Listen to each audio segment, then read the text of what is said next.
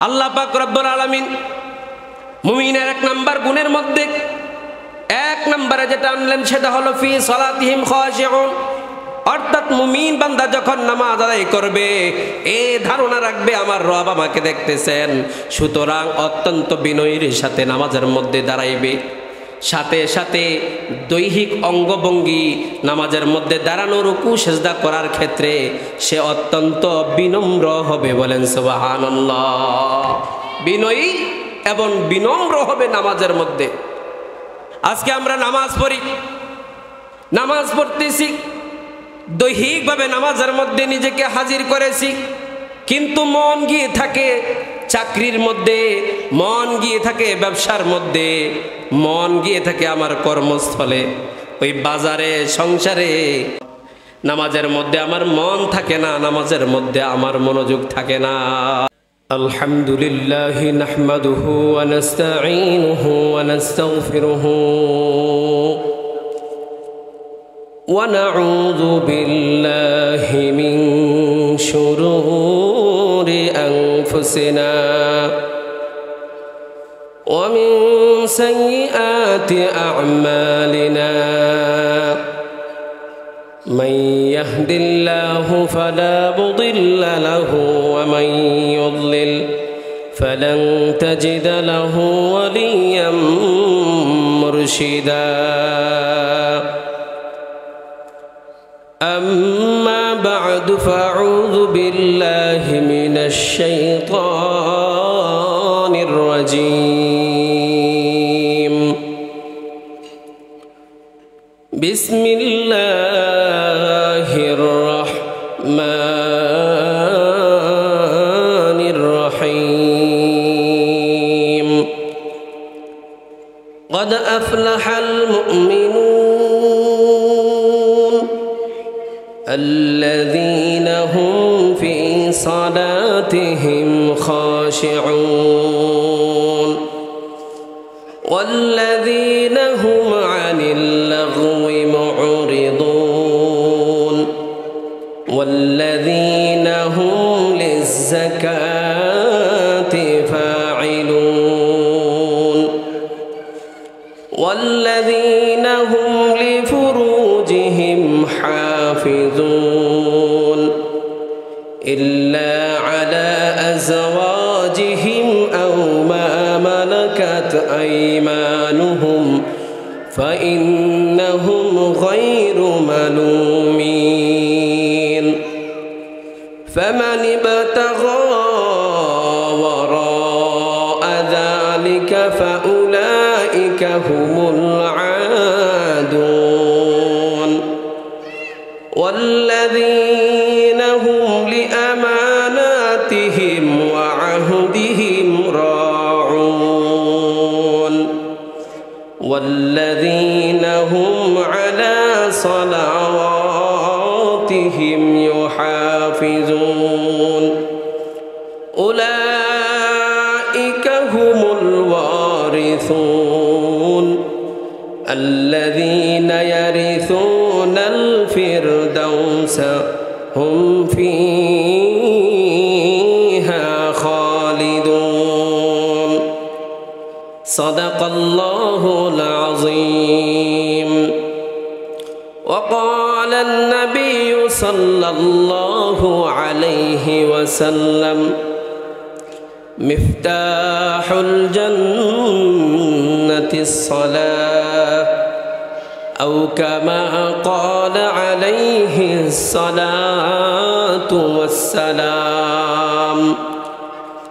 وقال تعالى في شان حبيبه مخبرا وآمرا إن الله وملائكته يصلون على النبي يا أيها الذين آمنوا صلوا عليه وسلموا تسليما.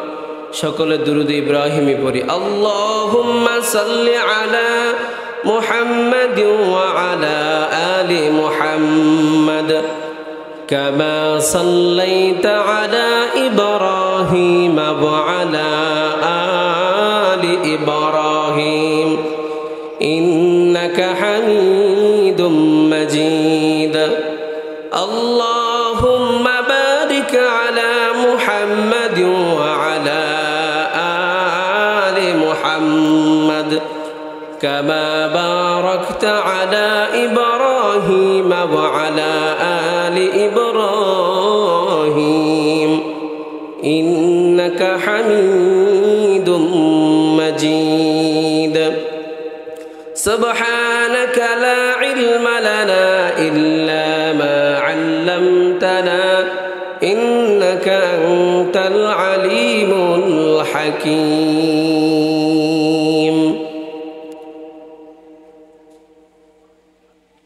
ঐতিহ্যবাহী পূর্ব পেন্নাই পলুদ্দির পার আশরাফাবাদ মোহাম্মদিয়া হাফিজিয়া মাদ্রাসা ও এতিমখানার উদ্যোগে আয়োজিত ৩৯তম বার্ষিক ওয়াজ ও দোয়ার মাহফিলের আজকের প্রধান আলোচক পীরে কামেল হজরত মাওলানা এহতেরামুল হক সাহেব পীর সাহেব উজানি। আরও আলোচনা করবেন হজরত মাওলানা মুফতি জসিমউদ্দিন আশরাফি সাহেব মোহতামিম নূরে মদিনা কুমিল্লা।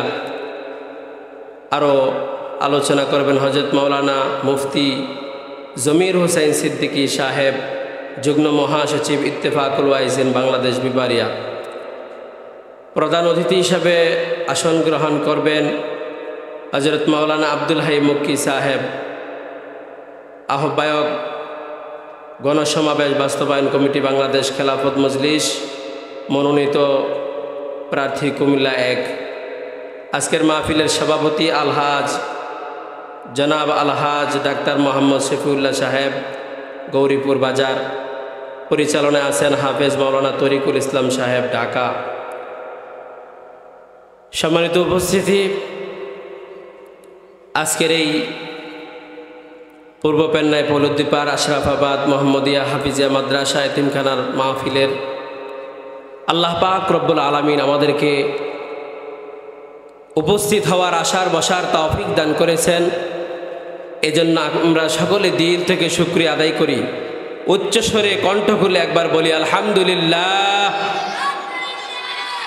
হয় না, আরো জোরে সকলে কণ্ঠ খুলে একসাথে আল্লাহ তাআলার শুকরিয়া আদায় করব, আলহামদুলিল্লাহ।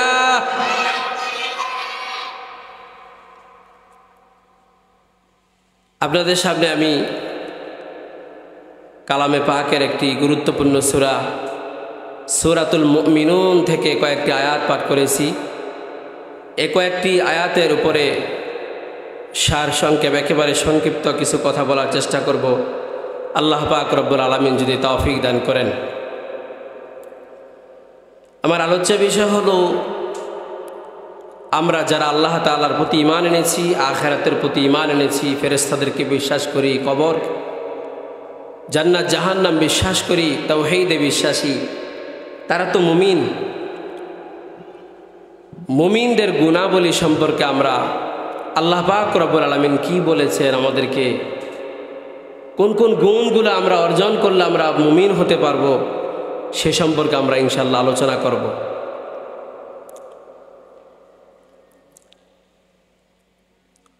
আল্লাহ পাক রব্বুল আলামিন মহাগ্রন্থ আল কোরআনে বলেন,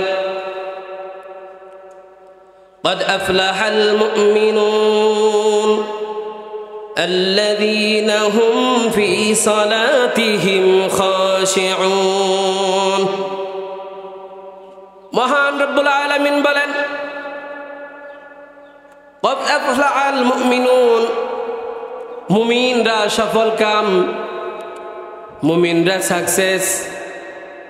আল্লাহ পাক রব্বুল আলামিন বলেন, কোন সমস্ত মুমিনরা?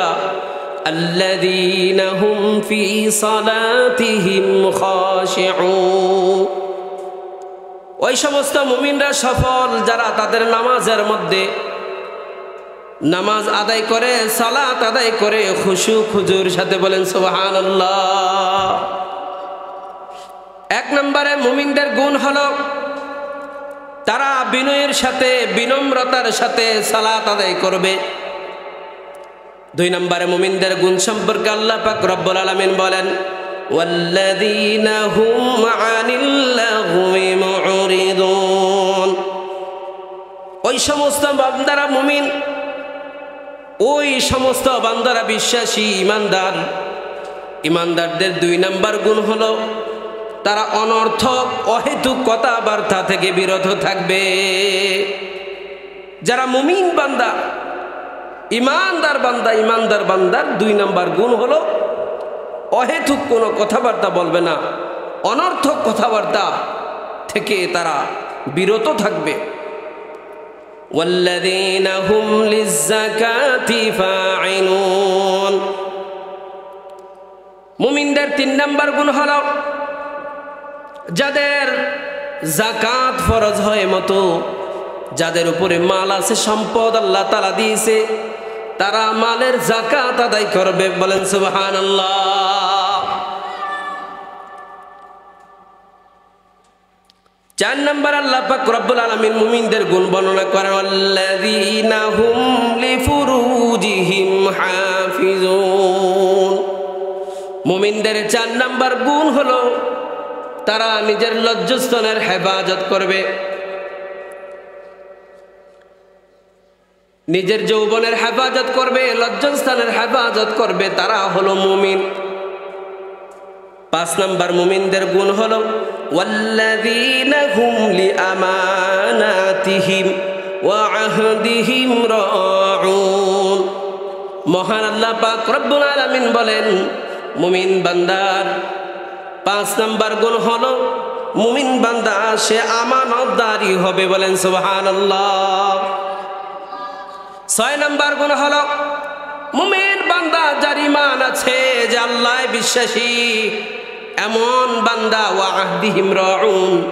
এই ব্যক্তি যখন ওয়াদা করবে, যখন কারো সাথে অঙ্গীকার করবে, তার অঙ্গীকার সে রক্ষা করবে, পুরা করবে। বলেন সুবহানাল্লাহ। মুমিনের 7 নম্বর গুণ হলো ওয়াল্লাযীনা হুম আলা সালাওয়াতিহিম ইউহাফিজুন। মুমিন বান্দা তারা যারা সালাত নামাজের হেফাজত করবে। মুমিনের 7 নম্বর গুণ হলো মুমিন বান্দা, ইমানদার বান্দা সালাতের হেফাজতকারী হবে। মুমিনের 1 নম্বর গুণ বলছে ফি সালাতিহিম খাশিউন। মুমিন বান্দা যারা, ইমানদার বান্দা যারা, মুমিন বান্দারা, ইমানদার বান্দারা নামাজের প্রতি তারা বিনয় হবে, বিনম্র হবে। সূরা মুমিনুনের মধ্যে মুমিন বান্দাদের গুণ বর্ণনা করতেছেন আল্লাহ পাক রব্বুল আলামিন। যারা বিশ্বাসী, যারা ইমানদার, যারা মুমিন, তাদের 1 নম্বর গুণ বর্ণনা করেছেন। আল্লাহ পাক বলেছেন ফি সালাতিহিম খাশিউন। মুমিন বান্দা যারা, ইমানদার বান্দা যারা, তাদের সালাতের মধ্যে, নামাজের মধ্যে তারা বিনম্র হবে, তারা বিনয়ী হবে। বলেন সুবহানাল্লাহ। খুশুর কথা বলেছেন ফি সালাতিহিম খাশিউন। একটা হলো খুশু নামাজের মধ্যে, আর একটা বিষয় হলো খুদু। খুদু বলা হয়, একটা হলো নামাজের মধ্যে নিজের মনোযোগ থাকা, বিনম্রের সাথে নামাজের মধ্যে নিজেকে উপস্থিত করা, মনকে যেভাবে নামাজের মধ্যে হাজির করবে, নামাজের মধ্যে উপস্থিত রাখবে, নামাজের মধ্যে দুনিয়াবি খেয়াল করবে না, নামাজের মধ্যে অন্য কোনো চিন্তা চেতনা আসবে না, একমাত্র আল্লাহর প্রতি ধ্যান থাকবে। বান্দা এমন তার চিন্তা থাকবে, বান্দা মনে করবে আমি সালাত আদায় করতেছি, সালাতের মধ্যে এমন তার আল্লাহর প্রতি ইয়াকিন বিশ্বাস থাকবে যে আমি আমার মালিককে দেখতেছি। বলেন সুবহানাল্লাহ। আর যদি এটাও সম্ভব না হয়, অন্তত এতটুকু বিশ্বাস করবে, এতটুকু এতটুকু তার ইয়াকিন থাকবে যে আমি আমার মালিককে দেখি আর না দেখি আমার আল্লাহ আমাকে দেখতেছেন। বলেন সুবহানাল্লাহ। এরকম মন নিয়ে যখন নামাজের মধ্যে ইমানদার দাঁড়াইবে, নামাজ পড়বে যে আমি আমার রবকে দেখতেছি, অথবা এমনও যদি সম্ভব না হয় তো মনে করবে যে আমার রব আমাকে দেখতেছেন, আমার রব যে আমাকে দেখেন, এতে তো কোনো সন্দেহ নাই। এজন্য এরকম একজন বিশ্বাস রেখে একজন নামাজি নামাজের মধ্যে দাঁড়াইবে। শুধু তাই নয়, মনের যেমন একাগ্রতা থাকবে, একাগ্র চিত্তে যেমন নামাজ আদায় করবে, মালিকের প্রতি মনোনিবেশ করে তদ্রুপ নিজের দেহকে, নিজের শরীরকে, নিজের বডিকেও নামাজের মধ্যে ওরকম বিনয়ের সাথে বডিকে নিজের হাজির করবে। নামাজ আদায় করতেছে সুন্নাত তরিকায় রাসূলুল্লাহ যেভাবে দাঁড়াইতেন সেভাবে দাঁড়াইবে। রুকুতে যেদিকে নজর থাকার কথা সেদিকেই নজর রাখবে, সিজদায় যেদিকে নজর রাখার কথা সেদিকে রাখবে। রুকু সেজদার ক্ষেত্রে এক একটা রুকনকে তার সুন্নাত তরিকায় সহিভাবে আদায় করবে। নামাজ পড়তেছে, একদিক দিয়ে সাধারণ একটা মশায় কামড় দিয়েছে, তো পা নাড়ে, হাত নাড়ে, পিঠের মধ্যে মশা দূর করতেছে, হাত ছেড়ে দিয়ে টুপি নিয়ে খেলা করতেছে, দুই হাত ছেড়ে দিয়ে লুঙ্গি পরতেছে, নিজের কাপড় বাস করতেছে। এমন পরিস্থিতি যেন না হয়। এই সমস্ত অবস্থা থেকে বেঁচে থাকা, একাগ্রতার সাথে একেবারে বিনয়ের সাথে আল্লাহ পাকের সামনে নিজেকে পেশ করার নাম হলো খুদু। আল্লাহ পাক রব্বুল আলামিন মুমিনের এক নাম্বার গুণের মধ্যে এক নম্বরে যেটা আনলেন সেটা হলো ফি সালাতিহিম খাশিউন। অর্থাৎ মুমিন বান্দা যখন নামাজ আদায় করবে এই ধারণা রাখবে আমার রব আমাকে দেখতেছেন, সুতরাং অত্যন্ত বিনয়ের সাথে নামাজের মধ্যে দাঁড়াইবে। সাথে সাথে দৈহিক অঙ্গভঙ্গি নামাজের মধ্যে দাঁড়ানো, রুকু সেজদা করার ক্ষেত্রে সে অত্যন্ত বিনম্র হবে। বলেন সুবহানাল্লাহ। বিনয়ী এবং বিনম্র হবে নামাজের মধ্যে। আজকে আমরা নামাজ পড়ি, নামাজ পড়তেছি, দৈহিকভাবে নামাজের মধ্যে নিজেকে হাজির করেছি, কিন্তু মন গিয়ে থাকে চাকরির মধ্যে, মন গিয়ে থাকে ব্যবসার মধ্যে, মন গিয়ে থাকে আমার কর্মস্থলে, ওই বাজারে, সংসারে। ওইদিকে আমি নামাজের মধ্যে দাঁড়িয়ে আছি, মনের মধ্যে নামাজের মধ্যে আমার মন থাকে না, নামাজের মধ্যে আমার মনোযোগ থাকে না। এজন্য যারা মুমিন তারা নামাজ আদায় তাদের হবে একমাত্র খুশু খুজুর সাথে। নামাজের জন্য একাগ্রতা থাকে, নামাজের মধ্যে যেন বিনয়ীর সাথে নামাজ আদায় করে। দুই নাম্বার গোল হলো ওয়াল্লাযীনা হুম আনিল লাগwi মুরিদুন। আল্লাহ পাক রব্বুল আলামিন মুমিনদের দুই নাম্বার গুণ বর্ণনা করেছেন। মুমিন বান্দা যারা, ইমানদার যারা, তাদের দুই নাম্বার গুণ হলো মুমিনরা অনর্থক কথাবার্তা, অহৈতুক কথাবার্তা থেকে বিরত থাকবে। মুমিন যখনই কোনো কথা বলবে প্রয়োজনীয় কথা বলবে, অপ্রয়োজনীয় অহেতুক কথা থেকে মুমিন বেঁচে থাকবে। এমন কথাবার্তা বলবে না যে কথা দ্বারা মুমিনের কোনো উপকারে আসে না, যে কথার দ্বারা কোনো নেকি হয় না, যে কথার দ্বারা গুনাহ হবে, যে কথার দ্বারা নিজের পাপ হবে, অপরাধ হবে, এমন কথার মধ্যে, অশ্লীল কথাবার্তার মধ্যে বার্তা মুমিন ব্যক্তির জবান দিয়ে কখনো আসবে না। আনিল লাগwi মুরিদুন, লাগওয়ের ব্যাখ্যার মধ্যে হাদিস শরীফের মধ্যে এনেছেন লাগওয়া কালাম কি? কালামে লাগওয়া হলো এগুলা যেই কথার দ্বারা মুমিনের কোনো উপকার আসে না, অথবা এমন কথা বলা যেই কথা দ্বারা মুমিনের পাপ হয়, যে কথা দ্বারা মুমিনের পাপাচার হয়, গুনাহ হয়। আজকে আমরা সালাত আদায় করি, নামাজ আদায় করি, নামাজ থেকে বের হওয়ার পর পরই দেখা যায় আমরা গীবত শিকায়াত করি, জবানের হেফাজত করতে পারি না। একজন মানুষ নামাজ পড়ে মাত্র বের হলো, বের হয়েই দোকানে গিয়েই ইমাম সাহেবের গীবত করে, মুয়াজ্জিনের গীবত করে, কমিটির গীবত করে, প্রতিবেশীর গীবত করে, ভাই ভাইয়ের গীবত করে।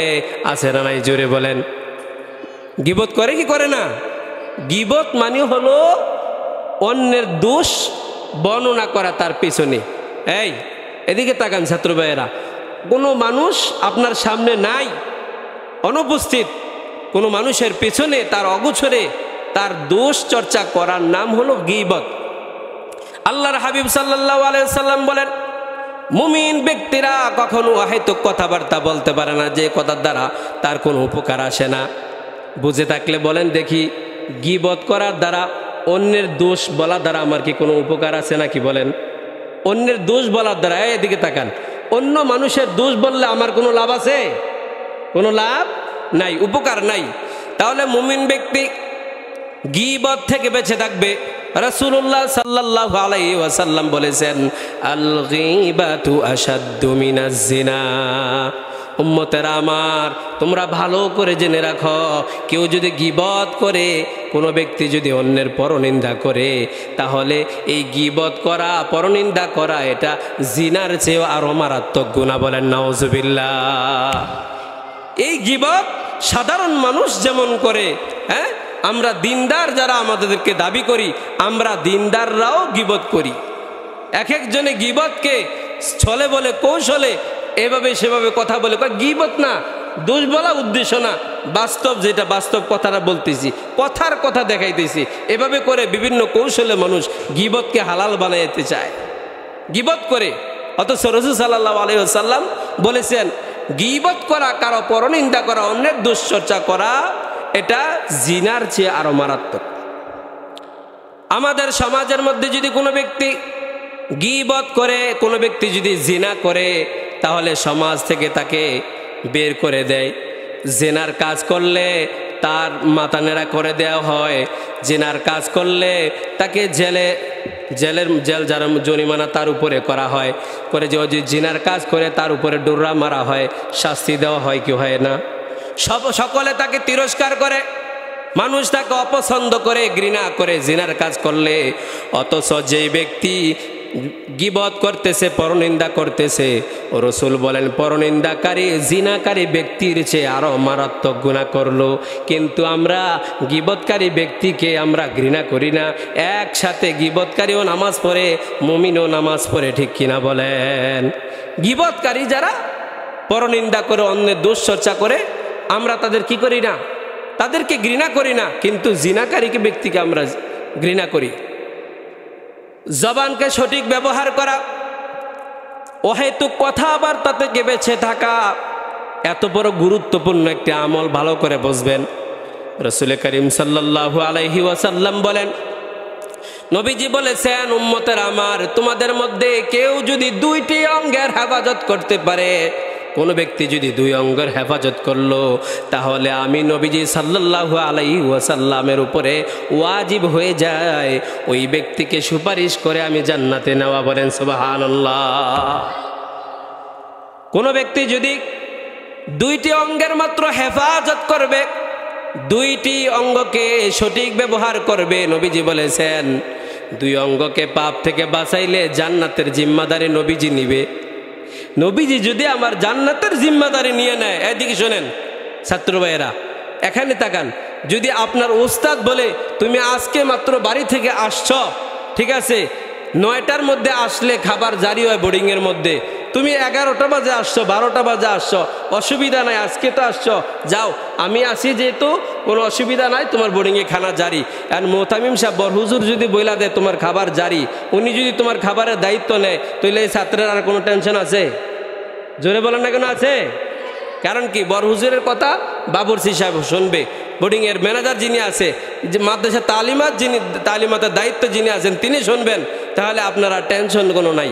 রাসূলুল্লাহ সাল্লাল্লাহু আলাইহি ওয়াসাল্লাম যদি কোনো উম্মতের জান্নাতের জিম্মাদারি নেন, যে দুই অঙ্গের হেফাজত করবা, আমি জান্নাতের দায়িত্ব নিয়ে নিব, তাহলে উম্মতের কোনো আর চিন্তা থাকে না। বলেন সুবহানাল্লাহ। আল্লাহর হাবিব সাল্লাল্লাহু আলাইহি ওয়াসাল্লাম বলেন, মুমিন যে দুই অঙ্গের হেফাজত করলে আমি নবীজি তার জান্নাতের জিম্মা নিয়ে নেব। তার মধ্যে 1 নাম্বার অঙ্গের নাম হলো জবান। জিহ্বার হেফাজত করা। জিহ্বাকে যদি সঠিক কাজে ব্যয় করে, এই জিহ্বা দ্বারা মানুষ কথা বলবে তো ভালো কথা বলবে, জিহ্বা দ্বারা কথা বলবে সত্য কথা বলবে, জিহ্বা দ্বারা ন্যায়ের কথা বলবে, মানুষকে হকের পথে ডাকবে, সৎ কাজের আদেশ দিবে। এই জিহ্বা দ্বারা অসৎ কাজ থেকে মানুষকে বারণ করবে, মিথ্যা পরিত্যাগ করবে, অন্যায়ের প্রতিরোধ করবে, প্রতিবাদ জানাইবে জিহ্বা দ্বারা। এই জিহ্বা দ্বারা কোরআনের তেলাওয়াত করবে, এই জিহ্বা দ্বারা আল্লাহর জিকির করবে, এই জিহ্বার দ্বারা আল্লাহকে ডাকবে। জিহ্বার যদি সঠিক ব্যবহার হয়, জিহ্বার ব্যবহার ঠিক হয়ে গেলে মানুষের অন্যান্য অঙ্গপতের ব্যবহার ঠিক হয়ে যায়। বলেন সুবহানাল্লাহ। জবান এত বড় দামি এক অঙ্গ, জবানের সঠিক ব্যবহারের দ্বারা মানুষের মর্যাদা বেড়ে যায়। আর যদি কেউ জবানের সঠিক ব্যবহার না করে, তাহলে একজন মানুষ জবানের অপব্যবহার করা দ্বারা, কোনো ক্ষমতাশীল ব্যক্তির অপমান করার দ্বারা, তার বিরুদ্ধে কথা বলার দ্বারা অনেক সময় মানুষের ফাঁসিও হয়ে যায়, আছে না নাই? রাষ্ট্রদ্রোহী কোনো কথা বলে ফেললো, এদিকে তাকান, রাষ্ট্রবিরোধী কোনো কথাবার্তা, রাষ্ট্রদ্রোহী কোনো কথাবার্তা, ধর্মদ্রোহী আল্লাহদ্রোহী কোনো কথা বলল, রসুলের বিরুদ্ধে কোনো কথা বলল, কোরআনকে অবমাননা করে কেউ কথা বলল, সব কিছু বাদ দেন। একজন মানুষ যদি একজন রাষ্ট্রের সরকার প্রধানমন্ত্রীকে নিয়ে অবমাননা কর কোনো কথাবার্তা, অশ্লীল কথাবার্তা বলে, তখন তার জেল জরিমানা হয় কি হয় না? তার জেল হয়, এই ব্যক্তির শাস্তি হয়, শাস্তি হয়ে যায়। তো জবান দ্বারা আবার যদি আপনি একজন মানুষের প্রশংসা করেন, ভালো বলেন, তার গুণগান, তাহলে আপনার পদমর্যাদা বৃদ্ধি পায়। পায় কি পায় না? মর্যাদা তার বেড়ে যায়, মর্যাদা বৃদ্ধি পায়। এই জন্য মুমিনদের 2 নম্বর গুণ আল্লাহ তাআলা বলছে, মুমিন বান্দা যারা, ইমানদার বান্দা যারা থাকবে, তাদের গুণ হলো আনিল লাগউই মুরিদুন, তারা লাগওয়া কালাম, যারা অহেতুক কথাবার্তা থেকে নিজেদেরকে হেফাজত করবে, তারা হলো মুমিন। মুমিনদের 3 নম্বর গুণ সম্পর্কে আল্লাহ পাক রব্বুল আলামিন বলেন, ওয়াল্লাযীনা হুম লিয-যাকাতি ফাঈলুন। মুমিন বান্দা যারা হবে, ইমানদার বান্দা যারা হবে, ইমানদারের 3 নম্বর গুণ হলো, তাকে যদি আল্লাহ সম্পদ দেয়, ওই সম্পদের উপরে যাকাত যদি তার ফরজ হয়, তাহলে সে যথাযথভাবে যাকাত আদায় করবে। বলেন সুবহানাল্লাহ। তার মালের উপরে যদি যাকাত আসে, অর্থের উপরে যদি যাকাত আসে, তাহলে যাকাত আদায় করবে। আমাদের সমাজের মানুষ, অনেক মানুষ মনে করে যাকাত দিলে তার সম্পদ কমে যাবে, ঠিক মতো যাকাত দিতে চায় না। টাকা পয়সার অভাব নাই, কিন্তু মাদ্রাসায় এতিমখানায় যাকাত দেয় না, গরিবকে সাহায্য করে না, আছে না নাই? আবার অনেকে আছে যাকাত দেয়, ঠিক আছে, নিজের মন চায় মতো 2-4 টাকা দিয়ে বসে থাকে, আর যাকাত আসছে 10 লক্ষ টাকা দেয়, 5 লক্ষ টাকা, আছে না নাই? কিছু দিয়ে সান্ত্বনা দিয়ে দেয়, কোনো হিসাব নাই। অথচ যাকাত দেওয়ার সঠিক পন্থা হলো, যাকাত আদায়কারী সে একজন মুফতি সাহেবের কাছে ফতুয়া বিভাগে গিয়ে জানবে, আমার এতটুকু সম্পদ আছে, আমার এতটা গাড়ি আছে, আমার একটা ফ্ল্যাট আছে, এগুলার বর্ণনা দিবে। বলে একজন মুফতি সাহেবের কাছে গিয়ে হিসাব করে, যাকাতের হিসাব করে, হারে কত টাকা আসে, কিভাবে আমি যাকাত দেব, যাকাতের সঠিক বিধান জেনে সুন্দরভাবে পুঙ্খানুপুঙ্খভাবে যাকাত আদায় করা একজন ইমানদারের দায়িত্ব। বলেন সুবহানাল্লাহ। আমাদের দেশে যদি এই মুমিনের যে 3 নম্বর গুণ, যাকাত আদায় করা, যার উপরে, যে মালদার ব্যক্তির উপরে যাকাত ফরজ হয়, যাকাত যদি আমরা সঠিকভাবে দিতাম, প্রত্যেকটা ব্যক্তি দিত, যাকাত আদায় করত, তাহলে আমার মনে হয় বাংলাদেশে গরিব থাকতো না। ঠিক কিনা বলেন? গরিব থাকতো না। কিন্তু আমরা যথাযথভাবে যাকাত আদায় করি না, গরিবের মাল তাদের কাছে সঠিকভাবে পৌঁছায় না, পৌঁছাবো তো দূরের কথা, আরো গরিবের মাল আত্মসাৎ করার চেষ্টা করে। ঠিক কিনা বলেন? এজন্য মুমিন ব্যক্তি যারা, মুমিনের 3 নম্বর গুণ হবে, তারা মালের যথাযথভাবে যাকাত আদায় করবে। 4 নম্বর গুণ হলো আল্লাযীনা হুম লিফুরুজিহিম হাফিজুন। মুমিন বান্দা তারা, আল্লাহ পাক রব্বুল আলামিন বলেন, যারা মুমিন তাদের লজ্জাস্থলের হেফাজত করবে, চরিত্রের হেফাজত করবে। এটা হলো মুমিনের 4 নম্বর গুণ। বলেন সুবহানাল্লাহ। আপনি যে নামাজ পড়েন, রোজা রাখেন, হজ যাকাত সব ঠিক আছে, কিন্তু আপনার চরিত্র আখলাকি ঠিক নেই, তাহলে এর কোনো ফায়দা আছে? সাহাবায়ে কেরাম দিন প্রচার করেছেন, রাসূলুল্লাহ সাল্লাল্লাহু আলাইহি ওয়াসাল্লাম দিন প্রচার করেছেন। নবীজি ছিলেন একদিকে একা তাওহীদের পক্ষে, আর কুফাররা সবাই ছিল নবীজির বিরুদ্ধে, ঠিক কিনা বলেন? রাসূলুল্লাহ সাল্লাল্লাহু আলাইহি ওয়াসাল্লাম শিশুকাল থেকে তার আখলাক এমন ছিল, বাল্যকালে এমন ছিল, শৈশবে কৈশোরে নবীজির এমন ছিল, যৌবনে এমন ছিল, সারা জীবন এত সুন্দর আখলাকের অধিকারী ছিলেন। আরবের কুফাররা, আরবের মুশরিকরা পর্যন্ত আমার নবীজির আখলাক দেখে, চরিত্র দেখে নবীজির আল আমিন বলে তারা স্বীকৃতি দিয়েছে। বলেন সুবহানাল্লাহ। কুফাররা নবীজির আখলাক চরিত্র দেখে নবীজির আল আমিন বলে স্বীকৃতি দিয়েছে, তারা বিশ্বাসী, নবীজিকে বিশ্বস্ত বলে তারা ধারণা করত। আপনি কি মনে করেন যে সমস্ত আরবের কুফাররা, মুশরিকরা নবীজির কালেমা গ্রহণ করে নাই, ইসলাম গ্রহণ করে নাই, কিন্তু নবীজিকে বিশ্বস্ততার কারণে নবীজির কাছে কুফাররা, মুশরিকরা নবীজির কাছে টাকা পয়সা, তাদের স্বর্ণ মুদ্রা, তাদের অর্থ সম্পদ নবীজির কাছে আমানত রাখতো। বলেন সুবহানাল্লাহ। কি বলেন? আপনারা যারা আছেন এখানে মুসলমান, আমাদের মধ্যে কেউ কি বিধর্মী কোনো ব্যক্তি অথবা যার প্রতি আমার কোনো বিশ্বাস নাই, তার কাছে আমরা টাকা পয়সা রাখবো? ওই স্থানেই রাখি যেখানে নিরাপদ মনে করি। রাসূলুল্লাহ সাল্লাল্লাহু আলাইহি সাল্লাম এর কাছে বিধর্মীদের মাল নিরাপদ ছিল, তারা নিরাপদ মনে করত, নবীজির কাছে বিধর্মীরা মাল রাখত।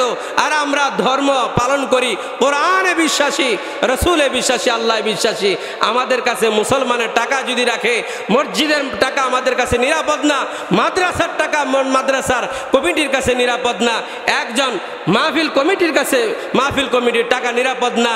আজকে আমরা যদি একজনে আরেকজনের কাছে টাকা খুঁজি, 10 মাস পরে খুঁজতে গেলে গিয়া কয়, দোস্ত টাকা তো ভাঙ্গা ফেলছি। আছে না নাই? এত লেনদেন খারাপ। আমাদের লেনদেনের কারণে আগে ছিলাম বন্ধু, এক প্লেটে ভাত খাইতাম, বন্ধু লবণ ছাড়া ভাত খাইতেই পারে না, অথচ সেই লবণ হইলে ভাত খাইতে পারে না। এখন বন্ধুত্বের কারণে, মহাব্বতের খাতিরে ওই লবণ মাখা ভাতও পর্যন্ত খাইতো। এমন এক প্লেটে ভাত খাওয়ার দুই বন্ধু, সম্পর্ক খারাপ হয়, নষ্ট হয়ে যায় কিসের কারণে? লেনদেন খারাপ হওয়ার কারণে।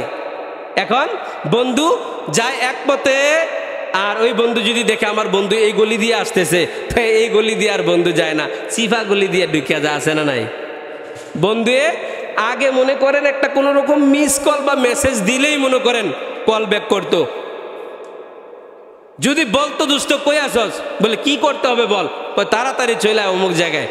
তো মোটরসাইকেলে তেল আছে, উইরে আসবে না মোটরসাইকেল আসবে না হাইটে আসবে, এই চিন্তা করে না, দৌড়ে চলে আসছে।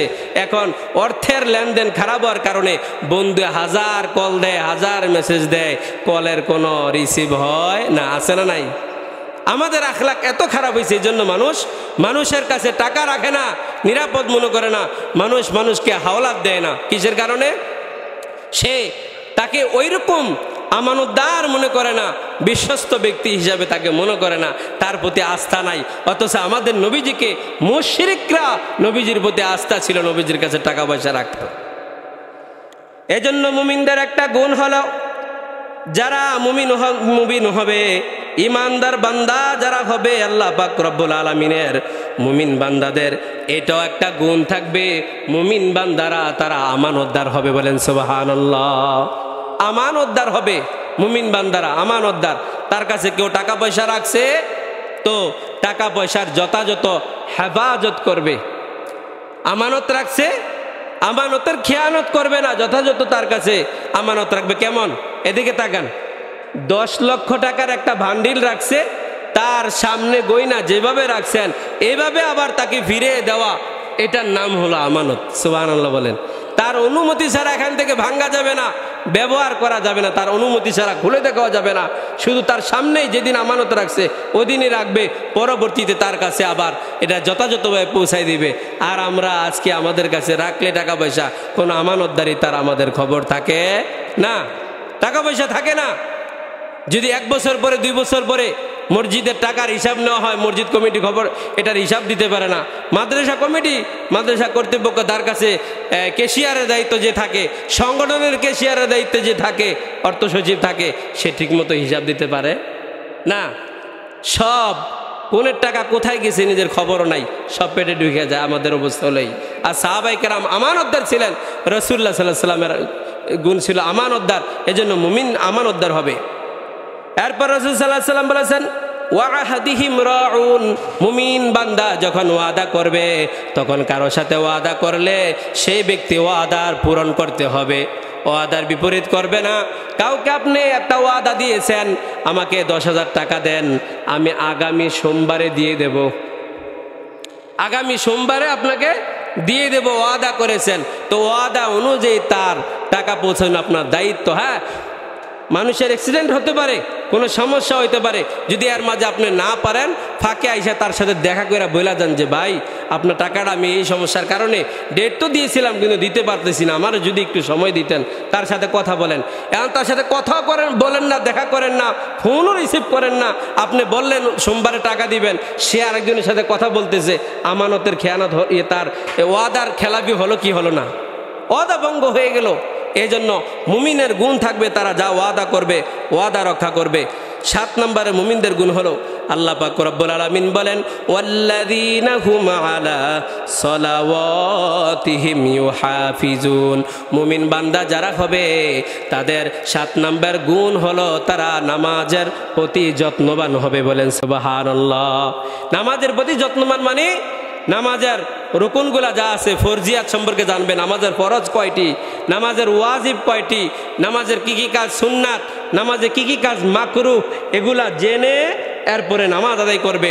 উত্তমভাবে ওযুর তরিকা শিখবে, উত্তমভাবে ওযুর তরিকা শিখে তারপরে কি করবে, নামাজ আদায় করবে। নামাজের প্রত্যেকটা রোকনকে তাকে সুন্দরভাবে আদায় করবে। হ্যাঁ, তখন নামাজের হেফাজত করা হবে, নামাজের হেফাজত হবে। এই 7টি গুণ যে ব্যক্তির মধ্যে থাকবে, যে ব্যক্তি অবলম্বন করবে, নবীজি আল্লাহ পাক রব্বুল আলামিন কোরআনে পাকের মধ্যে এই ব্যক্তি সম্পর্কে বলেন উলাইকা হুমুল ওয়ারিসুন আল্লাযীনা ইয়ারিসুনাল ফিরদাউসা হুম ফিহা খালিদুন। আল্লাহ পাক রব্বুল আলামিন বলেন এই সমস্ত ব্যক্তিরা হলো জান্নাতের ওয়ারিস, জান্নাতের উত্তরসূরি, জান্নাতের অধিকারী। বলেন সুবহানাল্লাহ। তারা হলো জান্নাতবাসী, জান্নাতের উত্তরাধিকার তারা। এই সমস্ত ব্যক্তিদেরকে আল্লাহ পাক রব্বুল আলামিন জান্নাত দেওয়ার ঘোষণা করেছেন। এজন্য মুমিনদের গুণ সম্পর্কে বললাম। 1 নম্বরে আবার বলছি খুশু-খুজুর সাথে নামাজ আদায় করা, 2 নম্বর অহেতুক কথাবার্তা থেকে বেঁচে থাকা, 3 নম্বর জাকাত ফরজ হলে জাকাত দেওয়া, 4 নম্বর লজ্জাস্থানের হেফাজত করা, 5 নম্বর হলো আমানতদারিতা রক্ষা করা, 6 নম্বর হলো ওয়াদা রক্ষা করা, 7 নম্বর হলো নামাজের হেফাজত করা। এই 7টি গুণ এক জায়গায় আল্লাহ পাক রব্বুল আলামিন বলছেন, আরেক জায়গাতে বলছেন আল্লাহ পাক রব্বুল আলামিন মুমিনদের 3টি গুণ সম্পর্কে। যখন ওয়াইদা যুকিরাল্লাহু ওয়াজিলাত কুলুবুহুম, যখন মুমিনদের সামনে আল্লাহ তাআলার নাম স্মরণ করা হয় তাদের কলব কেঁপে ওঠে, এটা মুমিনদের গুণ।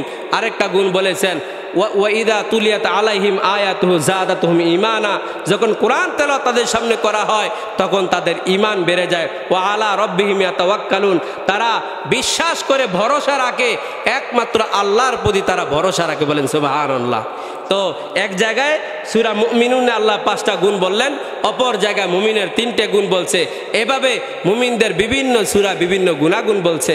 আমরা যারা আছি নিজেরা অবশ্যই তো আমরা মুমিন দাবি করি মুসলমান হিসাবে।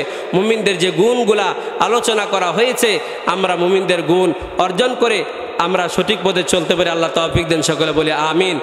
আসসালামু আলাইকুম ওয়া রাহমাতুল্লাহ।